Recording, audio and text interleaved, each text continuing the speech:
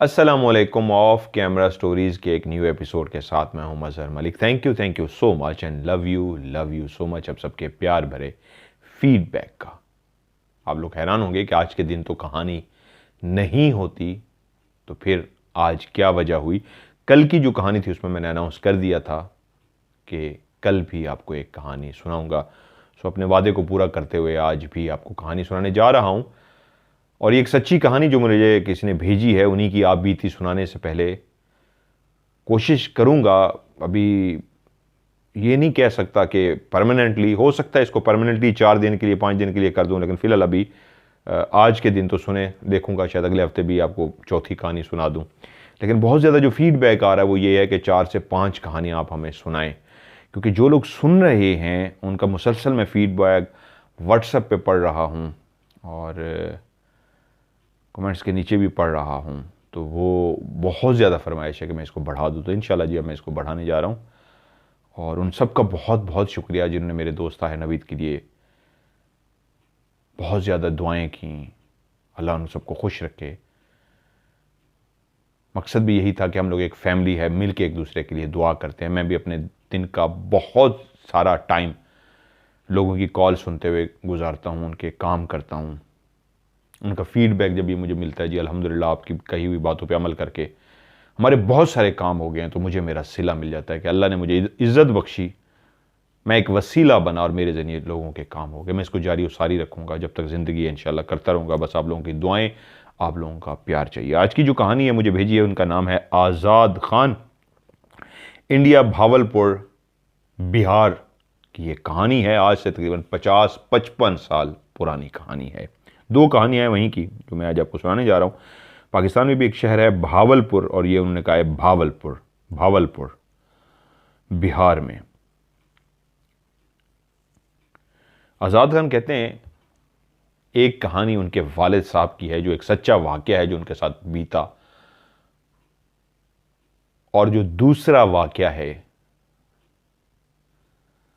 वो उनके एक दोस्त तकरीबन आज से 24-25 साल पहले वो अपने एक दोस्त के साथ उसके गांव गए। आज़ाद कहते हैं वो मेरा बेस्ट फ्रेंड था। हम इकट्ठे खाते पीते घूमते वक्त गुजारते, बहुत प्यार था हमारे बीच में। कि एक दफ़ा प्रोग्राम बना, उसने कहा चल यार मेरे गांव चलते हैं। तो मैंने कहा चलो चक्कर लगा आते हैं। हम लोग वहाँ पे गांव गए, मिले, सबसे मिले। तो उसके घर में जब हम पहुँचे तो उसके एक दादा अब्बू जो बिस्तर पे थे उनसे भी मुलाकात हुई। वो इस अंदाज में बिस्तर पर लेटे थे जैसे कई अरसा बीत गया हो, ऐसे लेटे लेटे। तो मुझे ताज्जुब सा भी हुआ। हाल चाल पहुंचा, हाल अवाल पूछने पे उन्होंने कहा बस दुआ करो इस कमर के दर्द से छुटकारा मिल जाए। 25 साल बीत गए इस कमर दर्द को झीलते झीलते। पूछा दादाजी क्या हुआ आपकी कमर को? कहा बेटा मिल लो अभी सबसे, टाइम हुआ तो जरूर तुम्हें यह कहानी, एक सच्ची कहानी, मेरी जिंदगी का बीतता हुआ एक वाकया जो मैं आपको सुनाऊंगा। सबसे मिले, इधर उधर घूमे फिरे, जब फ्री हुए तो मुझे दोस्त ने रास्ते में बताया। मैंने भी उससे पूछा यार क्या हुआ था दादाजी को? उन्होंने कहा यार इनकी कहानी सुनने वाली है। ये अपने वक्त के बहुत बड़े पहलवान थे, ऐसा पहलवान जो नामवर पहलवान था। दूर दूर तक इनके नाम का सिक्का गूंजता था। ऐसा जिंदगी ने पलटा खाया कि फिर 25 साल से बिस्तर पे हैं। बेहतर यही होगा उन्हीं की जबानी कहानी सुनो, मजा आएगा। इंटरेस्ट बढ़ गई इधर उधर से, जब कामों से फारिग हुए कहा चल यार दादाजी के पास चलते हैं। दादाजी के पास पहुंच गए और कहा दादाजी बताइए ना क्या हुआ था? वो जो अपने बिस्तर पे लेटे थे, कुछ देर हवा में, फिजा में ऊपर की तरफ तकते रहे, जैसे कुछ लफ्जों को जोड़ रहे हों, पुरानी बातों को याद कर रहे हों, उन बीते लम्हे को फिर से अपने दिमाग की मेमोरी में इकट्ठा कर रहे हों। चंद सेकंड की खामोशी के बाद मेरी तरफ देखा, आजाद कहता है, और मुखातिब हुए। ऐसा लगता है जैसे ये 25 साल पुरानी नहीं, कल की ही बात हो। आंखों में एक ऐसी हैरानी थी, आंखों में एक ऐसी दूर अंदेशी थी, आंखें इस तरह खला में तक रही थी, आंखें झपक भी रही थी, लेकिन आंखें जैसे खुली आंखें ख्वाब देख रही थी। ख्वाब सोई हुई आंखों में आते हैं, नींद में आते हैं। वहां की इस अंदाज में एक जगह पे ठहर गई थी बात करते हुए, जैसे ख्वाब देख रही हो। वो सारे मंजर उनकी आंखों के सामने चल रहे हों और वो बताना शुरू हुए। नाम मैं उनका यहाँ पे फर्जी रखने जा रहा हूँ, उन्होंने नाम बताया नहीं, मैं इसलिए फर्जी रख देता हूँ। पाकिस्तान का एक बहुत बड़ा पहलवान था, गामा पहलवान, उनका नाम वही रख देते हैं, मुझे नाम ज़्यादा नहीं। वो अपने गांव के एक नामी ग्रामी पहलवान थे, गामा पहलवान। जब वो नौजवान थे, पहली कुश्ती, शौक था, जुनून था पहलवानी का, कसरत की, जिस्म को खूबसूरत बनाया, एक ऐसा वर्जिशी जिस्म बनाया जो भी देखता ही रह जाता और कहता क्या बात है यार गामा, तू जरूर जीतेगा। और वो कहता मैं जीत के रहूंगा, मैं मेहनत करता हूं, आप लोगों का प्यार मेरे साथ है, जीतूंगा मैं। और गामा का पहला मुकाबला हुआ तो वो इस अंदाज में जीता कि जैसे सामने कोई बच्चा खड़ा हो गया और उठा के पटक मारा। तब उसको अपनी ताकत का एहसास हुआ। उस्ताद ने शाबाश दी कि मैंने पट्ठा जो बनाया है, पट्ठा कहते हैं शागिर्द को, तू अब रुकने वाला नहीं है। तेरी आज की इस खेल से, आज के जुनून से, आज के तेरे उस पहलवानी के इश्क ने बता दिया है तू बहुत आगे जाएगा। और फिर ऐसा सिलसिला चला कि वो जिस भी मैदान में उतरता तो लोग गामा पहलवान को देखने के लिए दूर दूर से आते।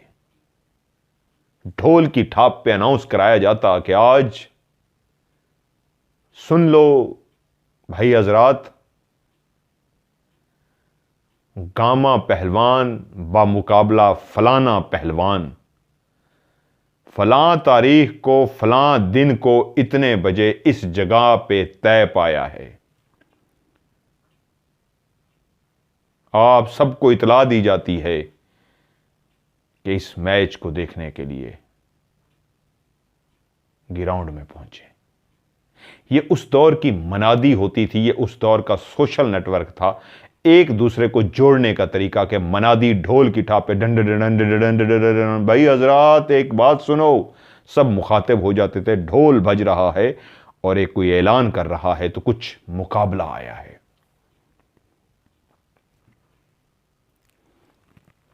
लोग मेले, इस तरह के मुकाबले, कुश्तियों के मुकाबले, पहलवानी के मुकाबले, ये खेलें ही थी जो उस वक्त की सबसे ज्यादा एंटरटेनमेंट थी। टीवी का दौर नहीं था, बिजली अभी बहुत कम आई थी, तो लोगों की छोटे छोटे गांव के अंदर जो सबसे बड़ी एक खुशी का समा था वो यही मेले ठेले और इस तरह की कुश्तियां, मुकाबले होते थे, तीर अंदाजी होती थी, बहुत से मुकाबले होते थे। जहां मनादी होती, लफ्ज आता गामा पहलवान और मुकाबला फलाना पहलवान, तो लोग कहते ये है मुकाबला, देखने वाला गामा आ रहा है।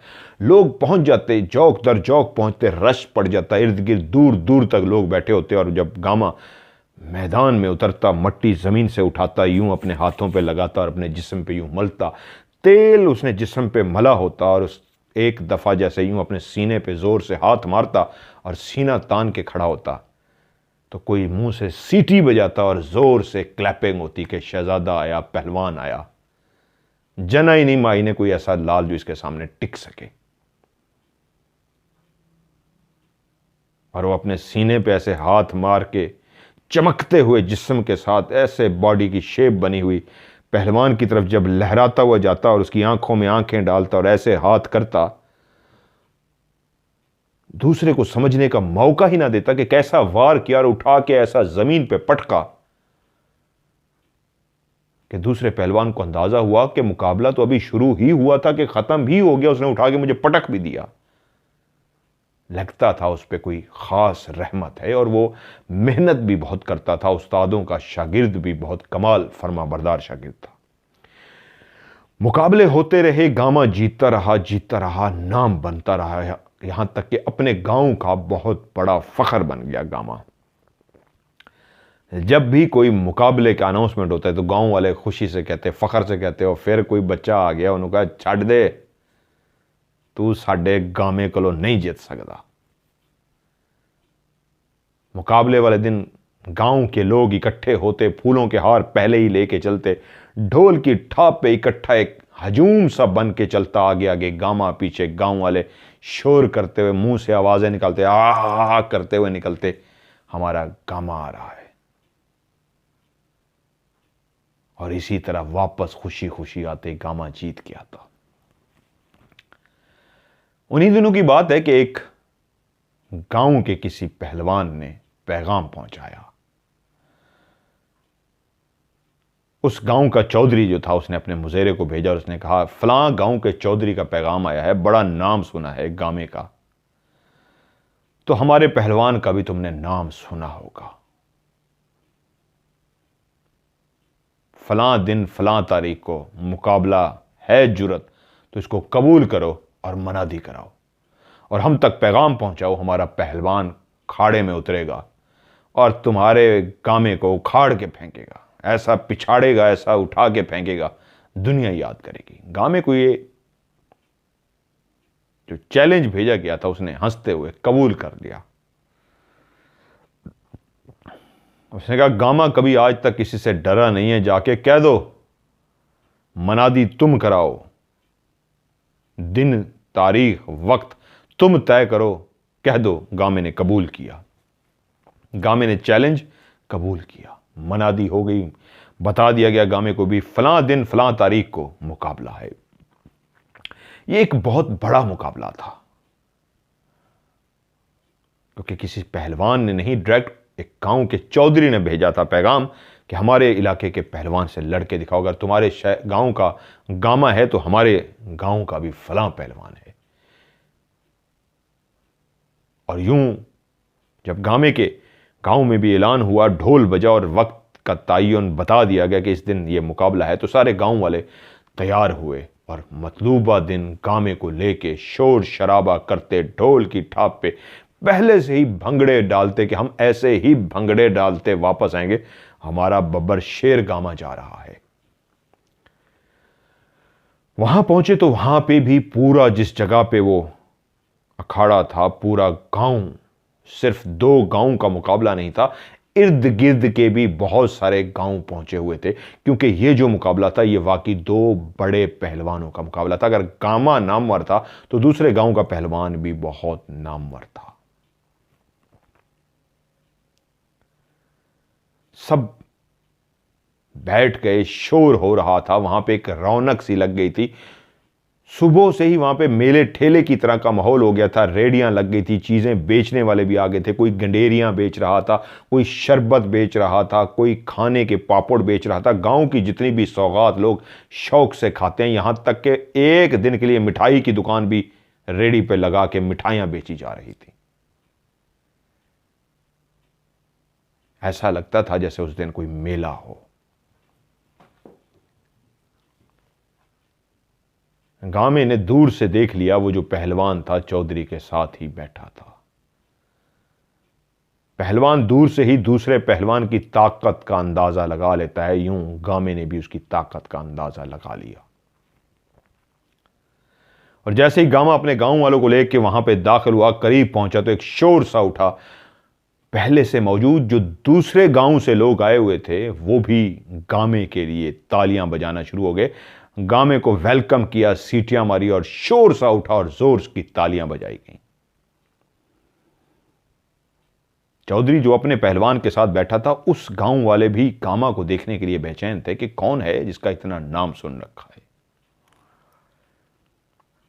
गामा चौधरी तक पहुंचा, चौधरी को सलाम किया और साथ बैठे पहलवान को एक निगाह देखा, हल्का सा मुस्कुराया, जैसे दिल ही दिल में कह रहा हो, तेरी बारी है, आजा।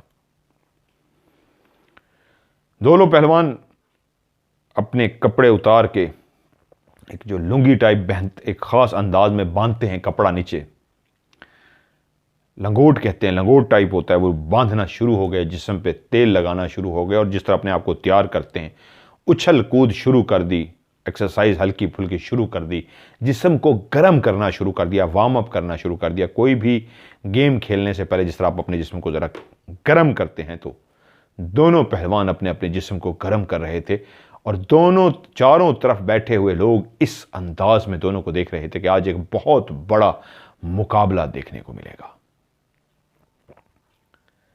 थोड़ी देर के बाद दोनों पहलवान एक दूसरे के आमने सामने पहुंच गए। बीच में अभी फासला काफी ज्यादा था। ये अंदाज था कि मुकाबला शुरू ही होने वाला है।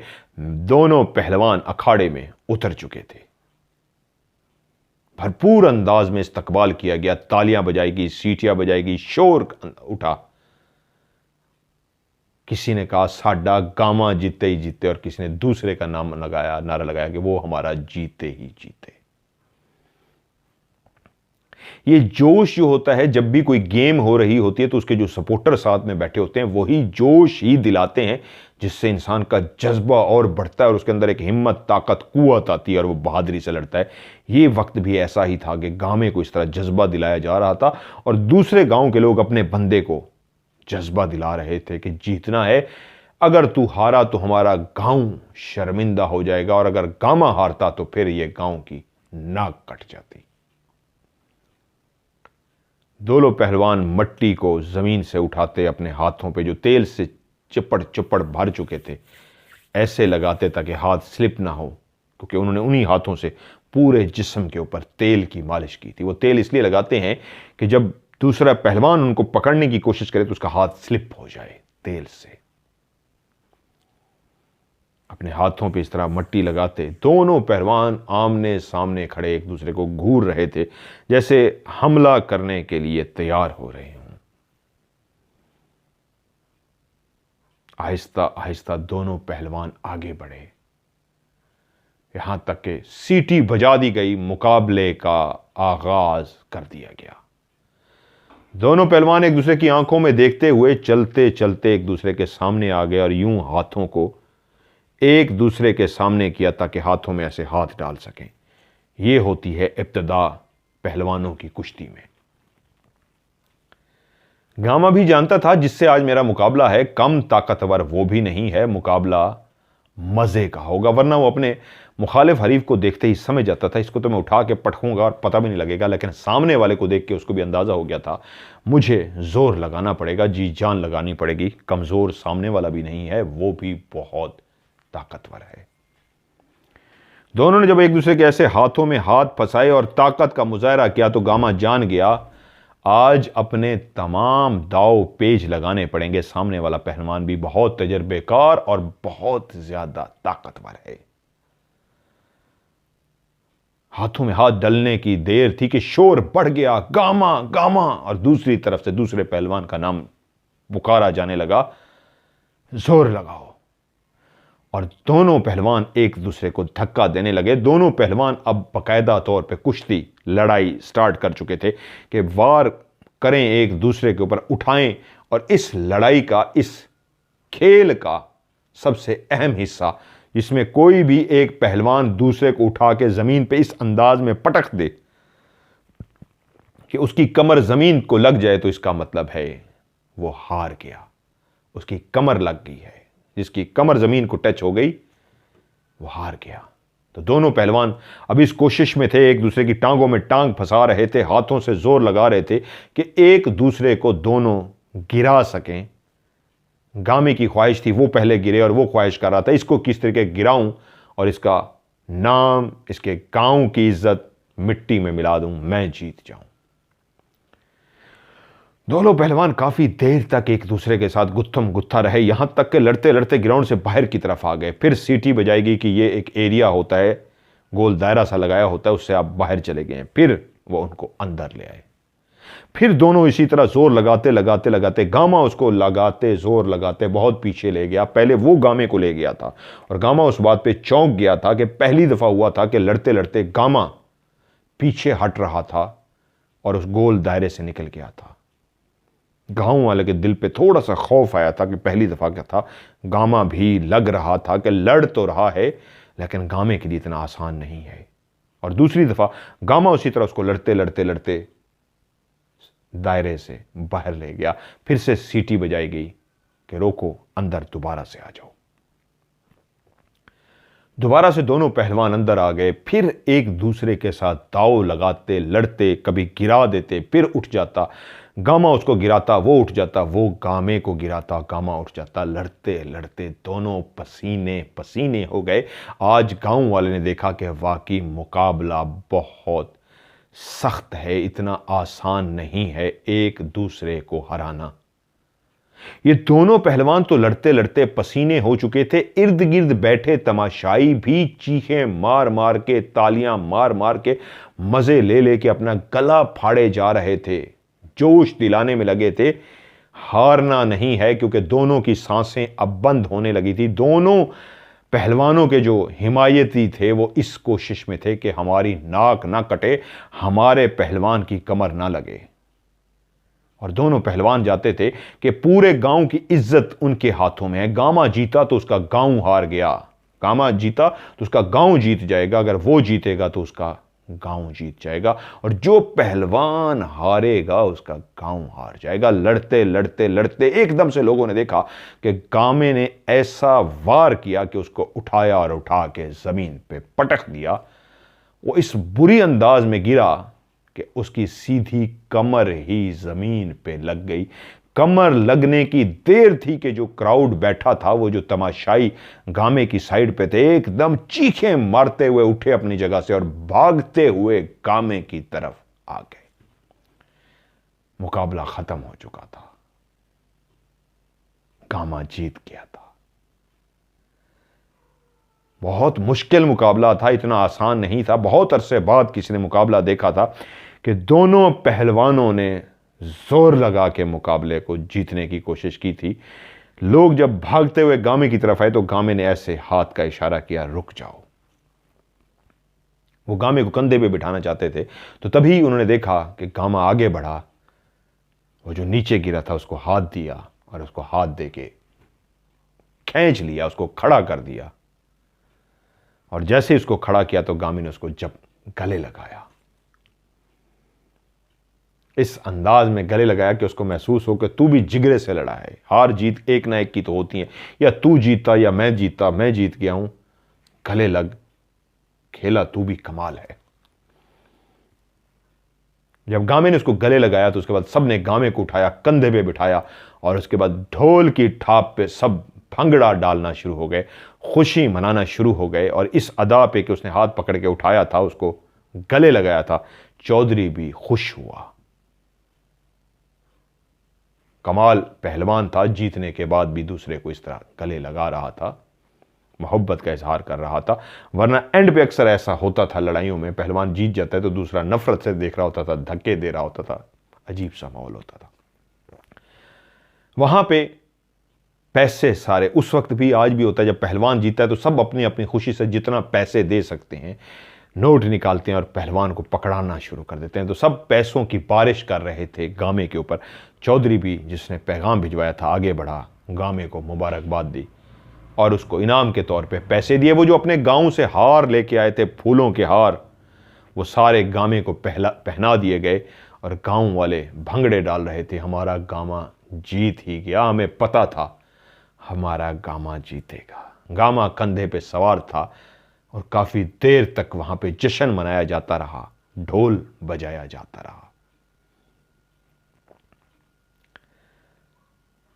काफी देर जब वो इस तरह ढोल की ठाप पे भंगड़े कर चुके, जश्न मना चुके, तो चौधरी का शुक्रिया अदा किया गया कि अब हम इजाजत चाहते हैं। चौधरी ने दावत दी, आप लोग हमारे गांव आए, हम आपकी दावत करना चाहते हैं। उन्होंने कहा जी जरूर, हम आपके गांव आएंगे, अभी तो हम वापस जाएंगे, क्योंकि ये लोग सुबह पहुंचे थे और अब शाम होने को आ गई थी, पूरा दिन लग गया था। प्रोग्राम ये था, गामा और उसके कुछ करीबी दोस्त थे, बाकियों ने गांव वापस चले जाना था। गांव से पहले एक स्कूल आता था, बहुत ही पुराना स्कूल। उनका इरादा था कि वहां रात को हम जश्न मनाएंगे, शराब पिएंगे, जो एक उस वक्त के लोग अपना फन करते थे, जश्न मनाते थे, पीना पिलाना इस तरह होता था। वो लोग पैदल गए थे, पैदल ही सफर होता था उस वक्त, क्योंकि सारे गांव वाले थे, बहुत ज़्यादा लोग थे, इसलिए कोई ऐसी सवारी, ट्रैक्टर ट्राली तो उस वक्त भी थी लेकिन इंतज़ाम नहीं हो सकता था सबके लिए, पैदल ही ज़्यादा लोग चलते थे, इसलिए बीमार भी नहीं होते थे। जिस रास्ते से उन्होंने वापस आना था तो शुरू शुरू में ही स्कूल आता था, स्कूल से भी पैदल चलते हुए कोई 15-20 मिनट के बाद एक पुल सी आती थी, नहर सी गुजरती थी, उसके ऊपर एक पुल बनी हुई थी। छोटा सा रास्ता जैसे ही पुल के ऊपर आता तो आप पुल से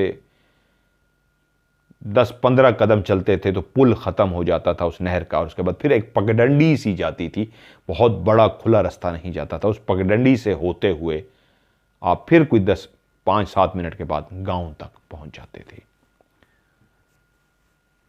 वो जो पुल सा बना हुआ था, उस पुल से गांव तकरीबन 7-8 या 10 मिनट के फासले पे था, लेकिन 5 मिनट से ही घर शुरू हो जाते थे। यानी उस पुल से कोई 5 मिनट के फासले पे भी एक घर था, उससे आगे कुछ एक दूरी पे घर था, फिर उससे आगे एक दूरी पे घर था, फिर आगे पूरा एक गांव इकट्ठा बना हुआ था, जहां दीवारों से दीवार जुड़ी हुई थी, वो गांव था।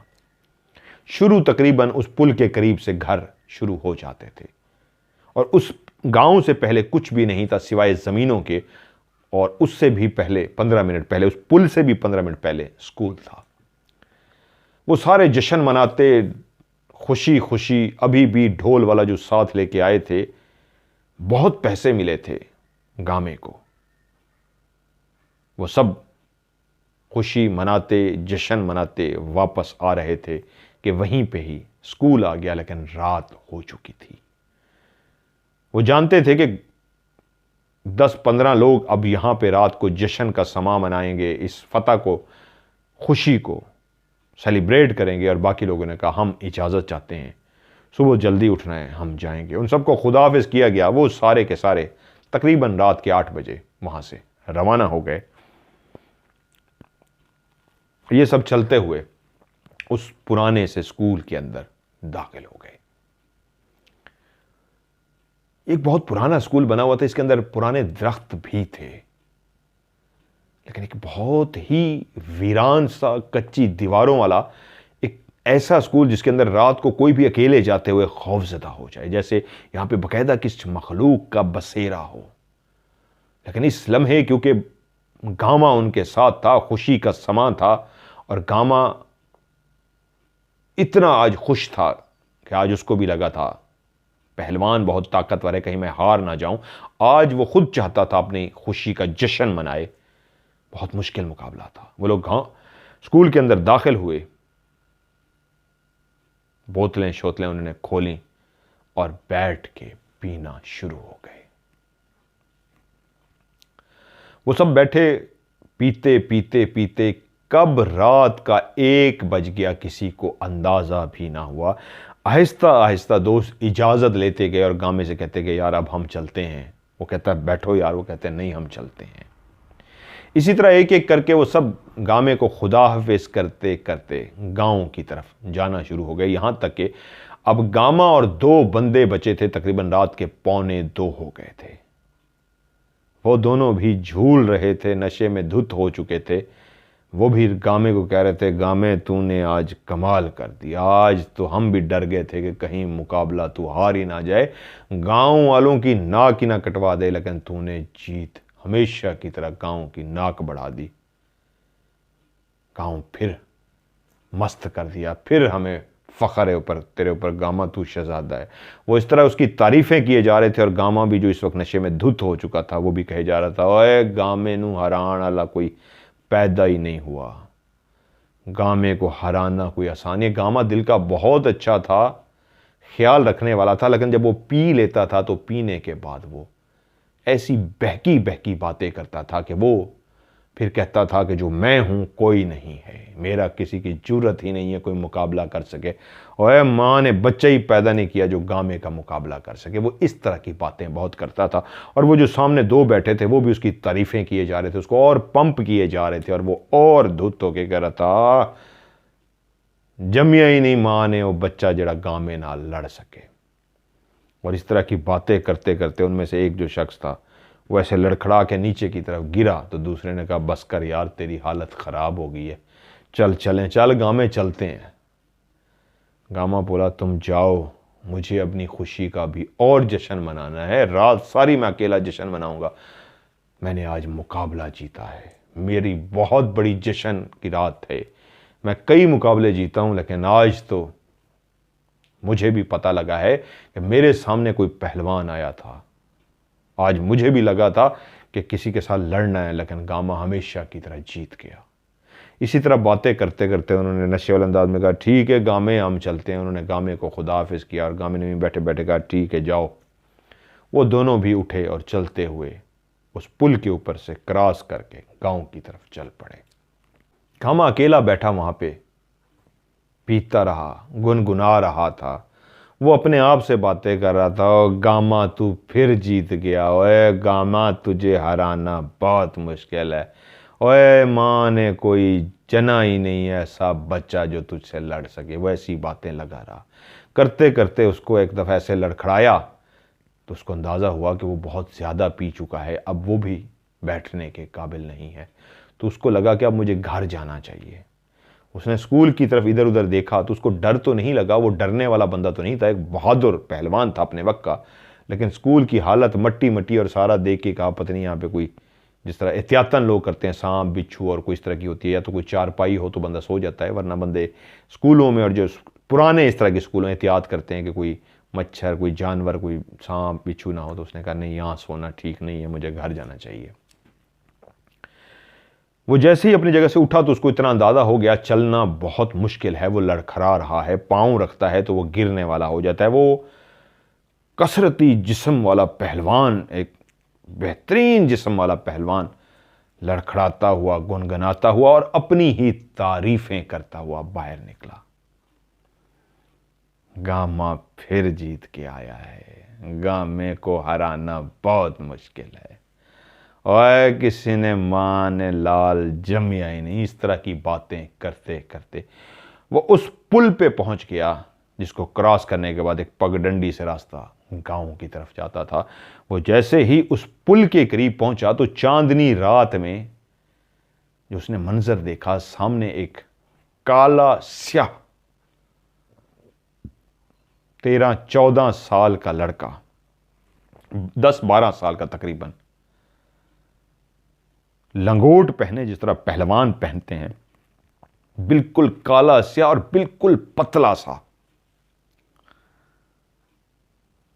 वो पुल जहां से शुरू होता था उसके बिल्कुल किनारे पे खड़ा था, यानी इसी को ही क्रॉस करके पुल की दूसरी तरफ जाना था। ओरली साइड पे खड़ा था और इसी को रास्ता रोक के खड़ा हो गया, जैसे इस अंदाज में हाथ रख के खड़ा हो गया अपनी दोनों कमर पे, जैसे कोई रास्ता रोक के खड़ा होता है कि इस जगह से, इस पुल के ऊपर से गुजरने नहीं दूंगा। तो गामा लहराते लहराते जब उस बच्चे के करीब आया तो वही लफ्ज उसके मुंह पे थे कि ओए गामे ने कोई हरा ही नहीं सकता, मां ने कोई जना ही नहीं। वो लंगोट पहने जिस्म पे उसी तरह तेल लगाए खड़ा था जैसे कोई पहलवान अखाड़े में उतरता है तैयार होके। वो सुक्का पतला सा, बिल्कुल हड्डियों का ढांचा सा था, बिल्कुल कमजोर सा, काला स्याह सा, 10-12 साल का बच्चा सा। सर सिर्फ बड़ा सा था, थोड़ा सा, कमजोरी की वजह से शायद कोई खाया नहीं था कि जिस्म तो कमजोर रह गया था, हड्डियों का ढांचा, और सर भारी रह गया था। गुर्बत ने शायद उसको कमजोर कर दिया था। तो गामे ने उसको देख के कहा, हट आगे से, पता नहीं कौन तुझे जन के यहां फेंक गया है। वो इस वक्त मस्त हुआ था, उसको एहसास तक नहीं था वो क्या बोल रहा है, क्या कह रहा है। वो बहुत अच्छा शख्स था, लेकिन इस वक्त बहुत ही अजीब सी बातें कर रहा था। उसने उसको गाली निकाली, बड़ी सी गाली निकाल के कहा, हट आगे से, किसकी औलाद तो रात को यहां पे फिर गई है, तेरे जैसे जन के माएँ फेंक जाती हैं यहां पे। तो वो लड़का बोला, रुक गामे, मुझे पता है तू आज जीत के आया है, मुझे पता है तेरे अंदर जीत का नशा है। मैं सुन रहा हूं तेरी बातें कि मां ने कोई जना ही नहीं है, तुझे हराना बहुत मुश्किल है, कोई ऐसा पैदा ही नहीं हुआ आज तक जो गामे को हरा सके। मैं इसलिए यहां पे खड़ा हूं, तू मेरे साथ लड़, मैं तेरे साथ लड़ने के लिए आया हूं, मैं तुझे हराऊंगा, मैं तुझे बताऊंगा। गामा जो बिल्कुल एक लहरा रहा था, अजीब से अंदाज में था, एकदम से रुक गया, रुकता उसके बिल्कुल करीब ही पहुंच गया था, रुक गया था और उसको यूं नशे की हालत में देख के कहा, मरना है तूने मुझसे? फिर उसको गाली निकाल के कहा, तू दफा होता है या मैं तेरा बंदोबस्त करूं? बहुत ही बुरे बुरे उसको लफ्ज कहे। तो वो जो सुक्का सा लड़का खड़ा था सामने, उसका चेहरा और गुस्से से लाल हो गया। उसने कहा, गामे मैं तेरा सारा गरूर आज निकाल दूंगा। तो उसने कहा, हट, निकल यहां से। और गामा इस अंदाज में आगे बढ़ा कि मैं इसका कान पकड़ूं और कान से पकड़ के इसको मैं गांव ले जाऊं और जिसको कहूं कि किसका ये बच्चा है जो रात को तुमने छोड़ दिया और इस तरह फिर रहा है। गामा जैसे ही लहराते हुए आगे बढ़ा, उसने उसके कान के करीब ऐसे हाथ किया ही था कि उसका कान पकड़ सके, कि उस लड़के ने एक हाथ यूं गामे को उस हाथ को पकड़ा और इस अंदाज में पकड़ा, सीधे हाथ से उसने उसका हाथ पकड़ा और पकड़ के गामे को यूं अपनी तरफ झटका दिया कि उठा के यूं बकायदा अपने पीछे उठा के फेंक दिया। गामा बिल्कुल इसके लिए तैयार नहीं था। एक छोटा सा बच्चा जिसने गामे जैसे पहलवान का ऐसे हाथ पकड़ा और हाथ पकड़ के ऐसे उठाया कि गामा हवा में लहराता हुआ उड़ता उड़ता उड़ता पीछे जाके गिरा। जब वो पीछे की तरफ आया तो उसने उसका हाथ छोड़ दिया। वो भारी भरकम जिस्म का मालिक, जिसका वजन भी कोई होगा, पहलवानों का वजन 120 केजी, 130 केजी, 140 केजी, 150 केजी तक होता है, वो अपने वक्त का बेहतरीन पहलवान था। वो बच्चे ने जब उठाया तो ऐसे लगा जैसे वो कोई पतंग सी हो जो ऐसे हवा में उड़ती हुई जाके साइड पे गिरती है। एक हवा का शापर हो, एक हवा भरा हुआ लिफाफा हो, जैसे एक अखबार सा उड़ता हुआ आप उठा के ऐसे फेंकते हैं, इस अंदाज में गामा उड़ा उसके पकड़ने से कि उसने उसका हाथ या पकड़ा और जैसे उसको उठाया तो गामा उठ गया और उड़ता हुआ पीछे जा गिरा जमीन पे। जैसे ही वो मुंह के बल जाके गिरा, गामे को झटका सा लगा कि ये क्या हुआ है। अभी वो समझ भी ना पाया था, वैसे भी नशे में धुत था, कि उसने फिर से उसको पकड़ा और उठा के फिर से दोबारा पटक दिया। गामा जब दूसरी दफा भी गिरा, उसको अच्छी खासी चोट लगी, लेकिन समझ उसको फिर भी नहीं आया कि मेरे साथ हुआ क्या है।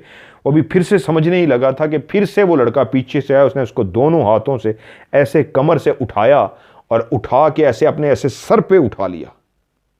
गामे पहलवान को उस 10-12 साल के लड़के ने दोनों हाथों से ऐसे सर पे उठा लिया। अब गामा कमर से पकड़ा हुआ है, गामे की कमर उसके सर के थोड़ी सी ऊपर है और उस लड़के ने ऐसे गामे को उठाया हुआ है। गामे का मुंह आसमान की तरफ है, कमर उसके सर की तरफ है और उसके दोनों हाथों पे उठा हुआ है। गामे को समझ ही नहीं आ रही ये क्या हो रहा है मेरे साथ, कि उसने फिर से उसको जमीन पे मारा।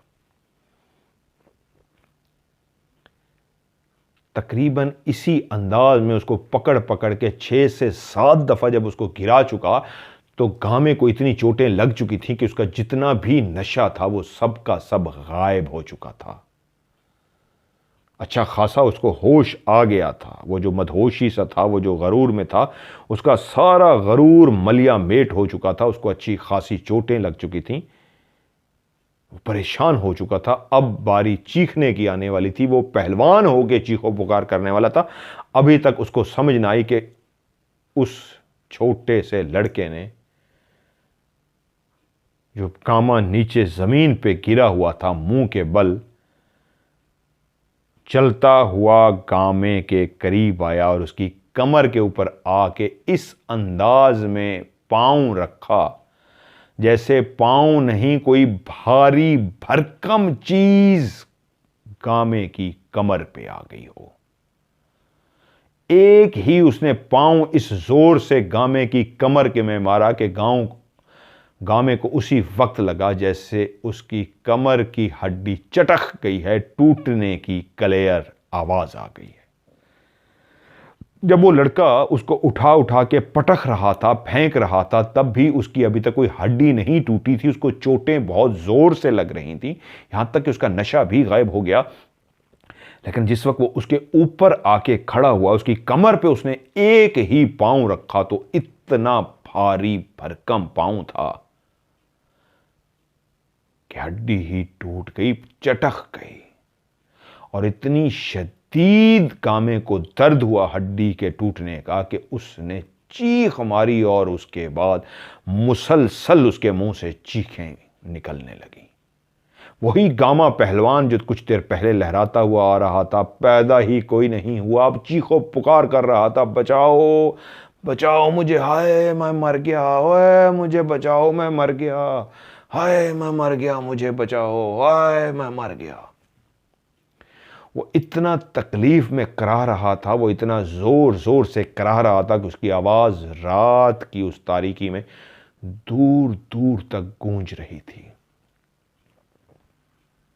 कि वहीं पे जो तकरीबन 3-4 मिनट के फासले पे जो करीब तरीन घर था, वहीं पे एक बुजुर्ग जो अपनी तहज्जुद की नमाज के लिए उठ के चुके थे और वो वुजू करने के लिए जा रहे थे कि मैं वुजू वगैरह करूं और अपनी तहज्जुद की नमाज पढ़ सकूं, कि उनके कानों ने एक आवाज़ सुनी कि कोई पुकार रहा है, बचाओ बचाओ कह रहा है, हाय मैं मर गया। और उसकी आवाज़ बहुत तकलीफ में है।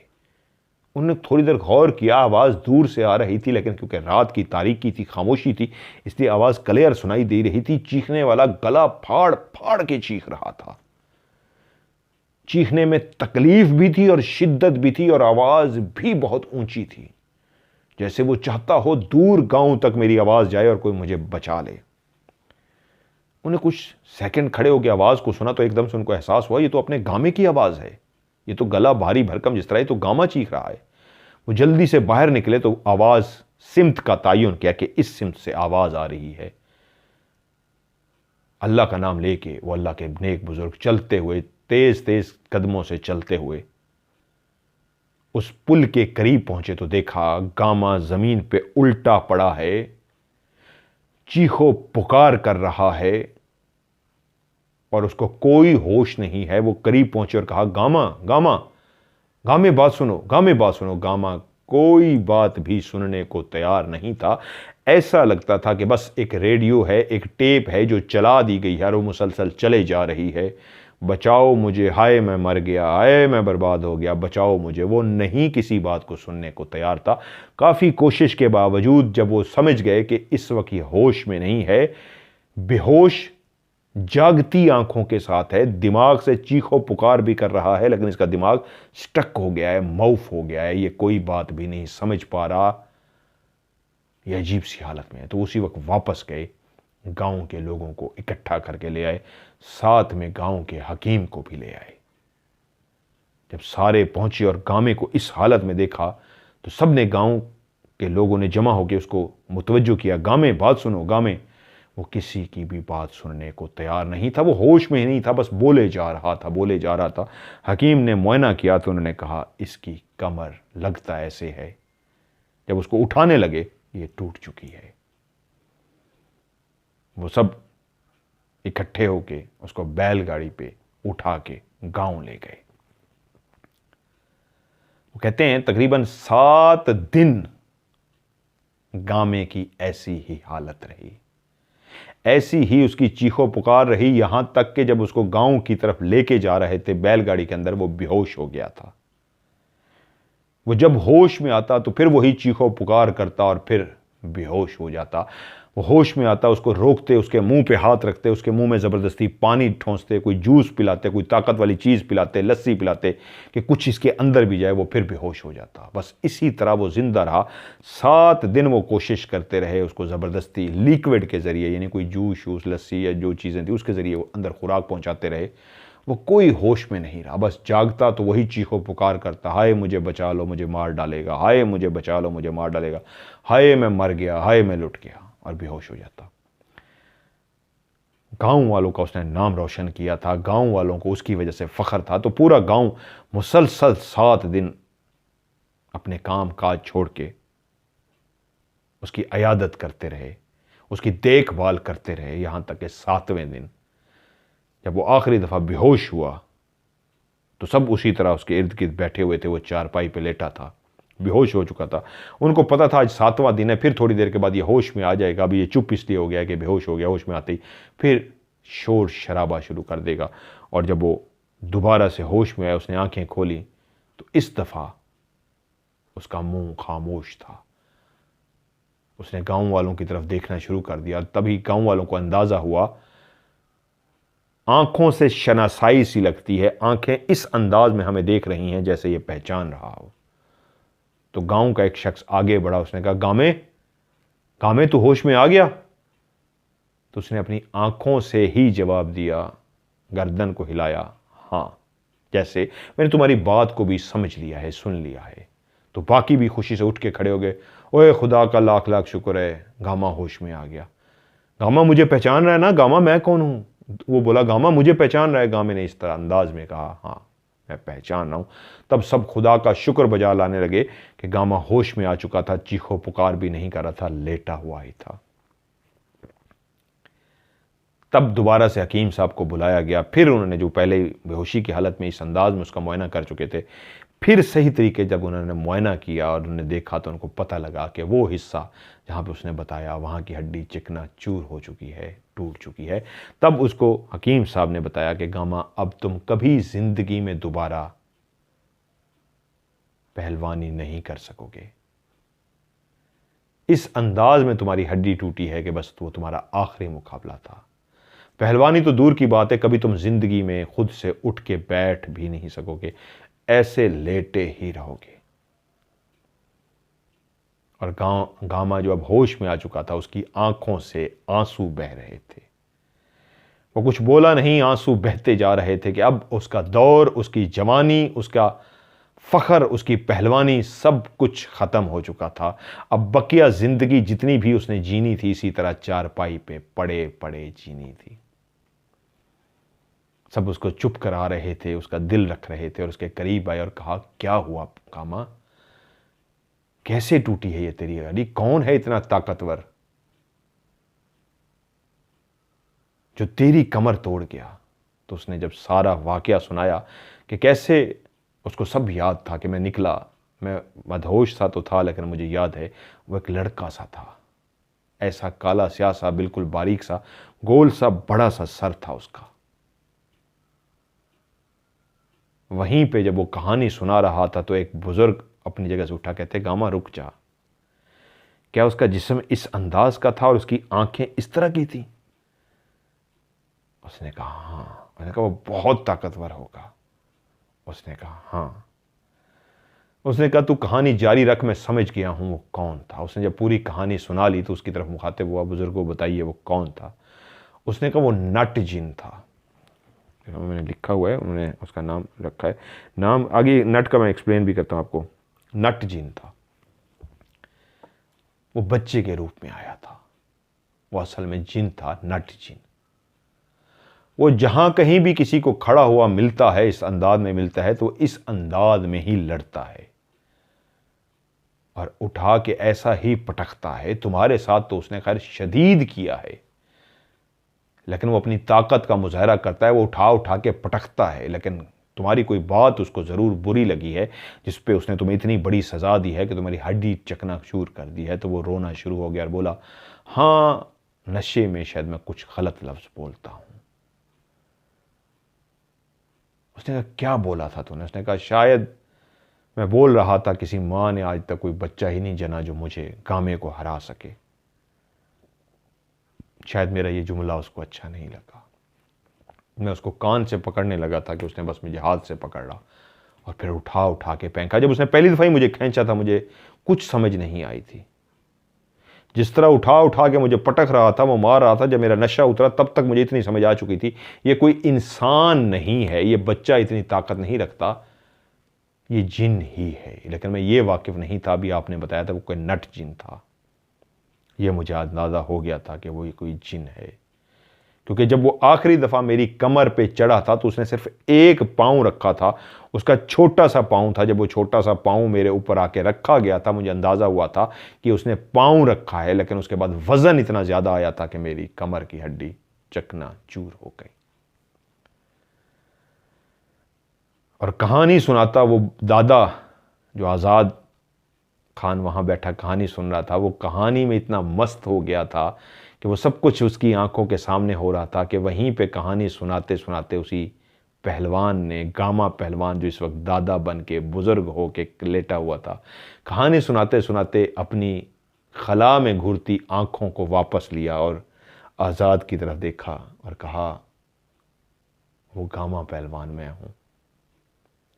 तो सामने बैठा आज़ाद खान जो कहानी सुन रहा था उसको भी लगा कि वो पूरे एक मजमे के बीच में लड़ाई देखता हुआ और उसके बाद जश्न के समा को देखता हुआ एक नट जिन से लड़ता हुआ 7 दिन के बेहोश गामे पहलवान को देखता हुआ अभी अभी वापस पहुंचा हूं।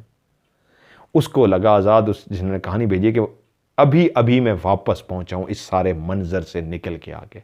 और मुझे उम्मीद है आप लोग भी जो कहानी सुन रहे थे अभी अभी उस मंजर से निकल के वापस आए होंगे। ओहो कहानी, अच्छा हम आ गए हैं।